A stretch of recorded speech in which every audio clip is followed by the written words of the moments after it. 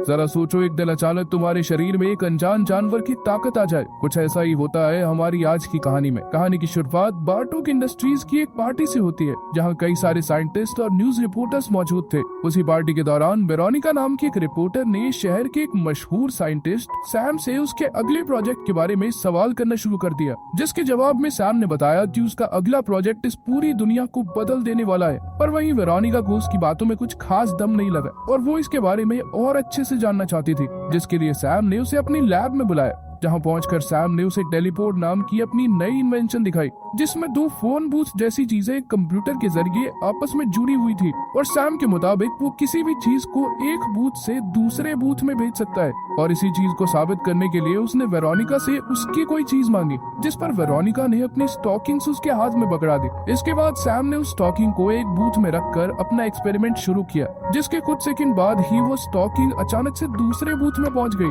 और वहीं पास में ही खड़ी वेरोनिका ये देखकर हैरान हो गई थी। वो अच्छे से जानती थी कि आविष्कार सच में दुनिया बदल सकता है। इसके बाद उन दोनों ने इस आविष्कार के बारे में बातें करना शुरू कर दिया, जिस दौरान वेरोनिका ने बताया कि वो उन दोनों की बातचीत को रिकॉर्ड कर रही है। पर सैम इस बात से बिल्कुल भी खुश नहीं था, क्योंकि वो अपने इस आविष्कार के बारे में दुनिया को नहीं बताना चाहता था। पर वेरोनिका ने कहा कि तुमने इतनी जबरदस्त चीज बनाई है, पूरी दुनिया को इसके बारे में पता चलना चाहिए। और इसीलिए वो वहाँ से निकलकर सीधा अपनी मैगजीन के ऑफिस में चली गई, जहाँ उसने अपने बॉस साइमन को अपनी रिकॉर्डिंग सुनाते हुए सैम के आविष्कार के बारे में बताया। पर सैम को वेरोनिका की बातों पर बिल्कुल विश्वास नहीं हो रहा था। और कुछ ही देर बाद उन दोनों की ये बातचीत बहस में बदलने लगी। और तभी सैम भी वहाँ आ गया, जिसके बाद साइमन उन दोनों को कमरे में अकेला छोड़कर वहाँ से चला गया। थोड़ी देर बाद वो दोनों खाना खाने के लिए एक रेस्टोरेंट में गए। सैम ने वेरोनिका के सामने एक ऑफर रखा, जिसके मुताबिक अगर वेरोनिका अभी इस खबर को नहीं छापेगी तो वो सैम के इस आविष्कार पर किताब लिख सकती है, और वो किताब हमेशा के लिए उसकी जिंदगी बदल सकती है।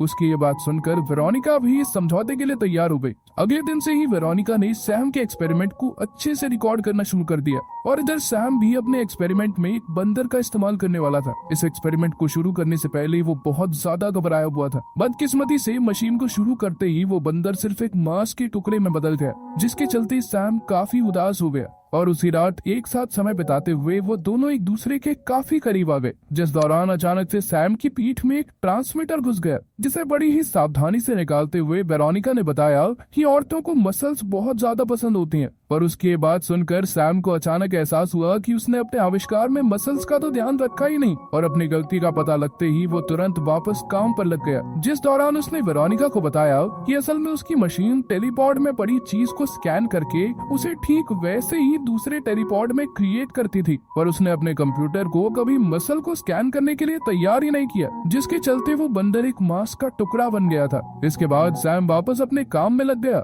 और इसी दौरान वेरोनिका भी काम से शहर के लिए निकल गई। पर वो ये नहीं जानती थी कि घर से निकलने के बाद से साइमन उसका पीछा कर रहा था। और जब वेरोनिका बाजार में सैम के लिए कपड़े खरीद रही थी, तभी साइमन अचानक से उस पर आकर गुस्सा करने लगा कि तुम कैसे सो सकती हो किसी और के साथ। पर वेरोनिका का कहना था कि भाई मेरी मर्जी, मैं जिस मर्जी के साथ रहूं, तुझे क्या।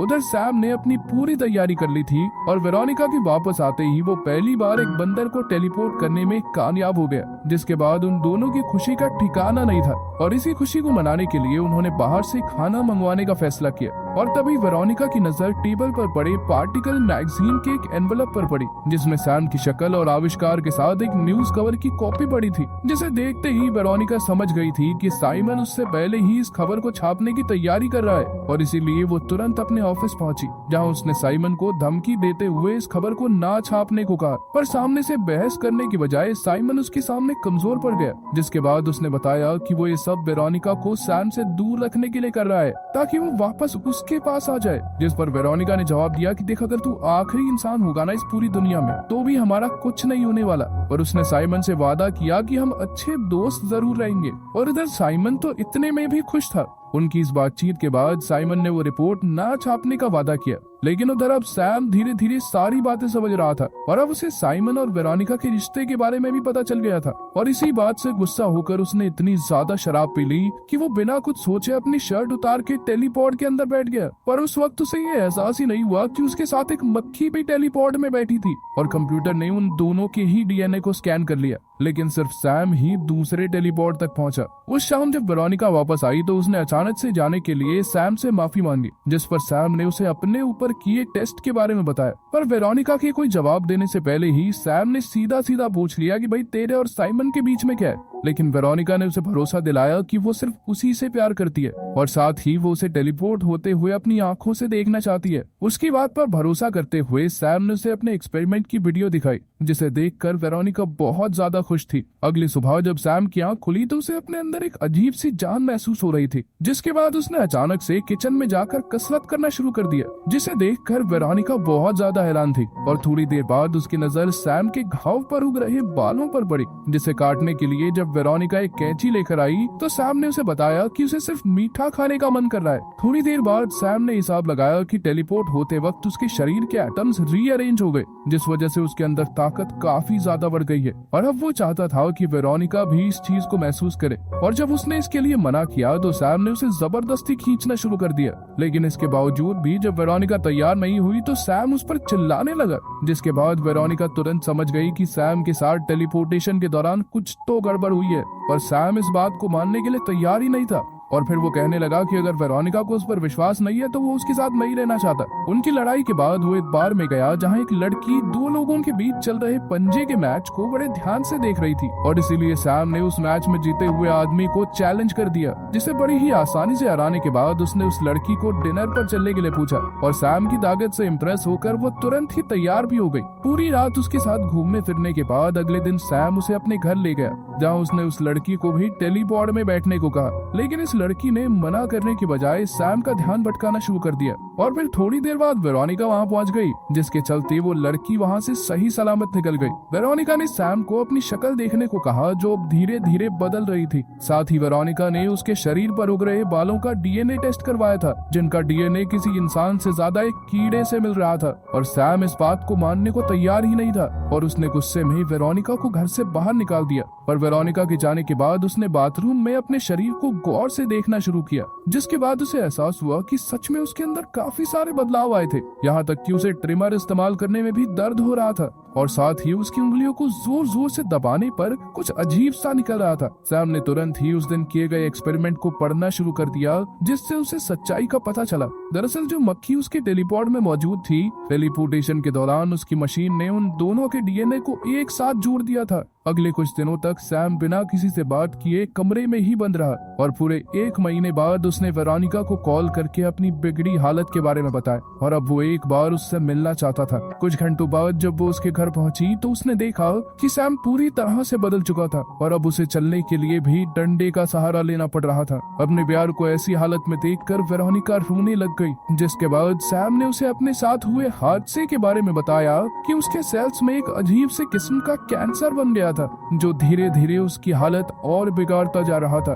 उसकी बात सुनकर वेरोनिका ने जैसे ही उसे गले लगाया तभी सैम ने उसे अपने से दूर कर दिया, क्योंकि वो कोई रिस्क नहीं लेना चाहता था। पर इसके बावजूद भी वो वेरोनिका से मदद की मांग कर रहा था। अगले दिन वेरोनिका ने ये सारी बात साइमन को बताते हुए उससे मदद मांगी, जिसके लिए साइमन तैयार तो हो गया, पर वो पहले सैम की एक वीडियो देखना चाहता था ताकि वो अगले कदम के बारे में सोच सके। उधर जब वेरोनिका सैम से मिलने के लिए उसके घर पहुंची तो उसने देखा कि सैम छत पर एक मक्खी की तरह चल रहा था, जिस पर सैम ने उसे बताया कि अब उसे लग रहा था कि वो एक हाइब्रिड जानवर बन गया है। टेलीपोर्ट में मौजूद उस मक्खी की वजह से अब वो भी मक्खी की तरह ही हरकतें कर रहा था। वो अब चीजों को खाने भी ठीक उसी तरह लगा था जैसे मक्खियां खाती हैं। उसकी सारी हरकतों की वीडियो बनाकर वेरोनिका तो साइमन से मिलने चली गई, पर इधर सैम को एहसास हो रहा था कि उसके अंदर से इंसान होने का आभास खत्म होता जा रहा है और इसीलिए उसने कंप्यूटर में एक नया प्रोग्राम बनाया, जिसकी मदद से वो अपने शरीर के जीन्स को चेंज कर सकता था।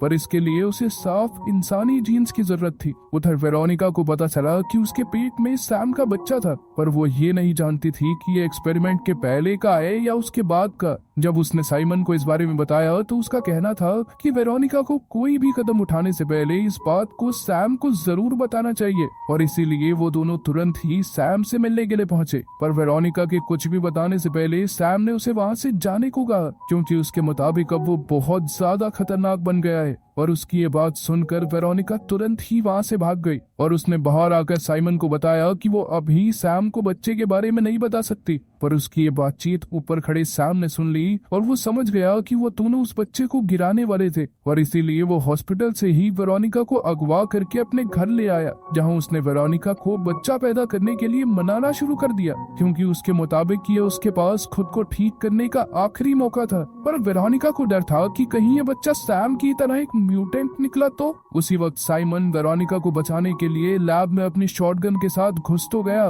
पर गोली चलाने से पहले ही सैम ने उसे पकड़कर उसके हाथ पर एसिड वाली उल्टी कर दी, जिससे उसका हाथ गलना शुरू हो गया। पर इससे पहले कि सैम पूरी तरह से उसे खत्म कर पाता, वेरोनिका ने बीच में आकर उसे रोक दिया। इसके बाद सैम ने वेरोनिका को अपने आखिरी प्लान के बारे में बताया, जिसके मुताबिक वो वेरोनिका और उसके बच्चे को टेलीपॉड में बिठाने वाला था, ताकि वो तीनों एक ही डीएनए में एक परिवार की तरह हमेशा के लिए रह सकें। और जब सैम ने वेरोनिका को जबरदस्ती टेलीपॉड की तरफ खींचना शुरू किया, तो अपना बचाव करने के लिए वेरोनिका ने गलती से उसका जबड़ा उखाड़ दिया, जिसके बाद दर्द में चिल्लाते हुए सैम ने आखिरकार पूरी तरह से एक जानवर का रूप ले लिया। इसके बाद उसने जबरदस्ती वेरोनिका को एक टेलीपॉड में बंद कर दिया और खुद दूसरे टेलीपॉड में जाकर बैठ गया। पर तभी जख्मी पड़े साइमन ने वेरोनिका वाले टेलीपॉड की तार पर गोली मारकर उसे बाहर निकाल लिया। और वहीं सैम अभी भी टेलीपॉड में फंसा ही हुआ था कि तभी टेलीपोर्टेशन शुरू हो गई, जिसके चलते मशीन में छोटे छोटे धमाके होने शुरू हो गए। इस दौरान कई सारे लोहे के टुकड़े सैम के शरीर में घुस गए और उसने दर्द के मारे वेरोनिका से मौत की भीख मांगना शुरू कर दिया। इधर वेरोनिका पहले तो उसे गोली मारने में झिझक रही थी, पर अपने प्यार को इतने दर्द में देखकर उसने उसे मुक्ति देने का फैसला किया और आखिरकार उसने सैम पर गोली चला दी। आपके हिसाब से वेरोनिका ने सही किया या गलत, कमेंट्स में जरूर बताना। मिलते हैं अगली वीडियो में।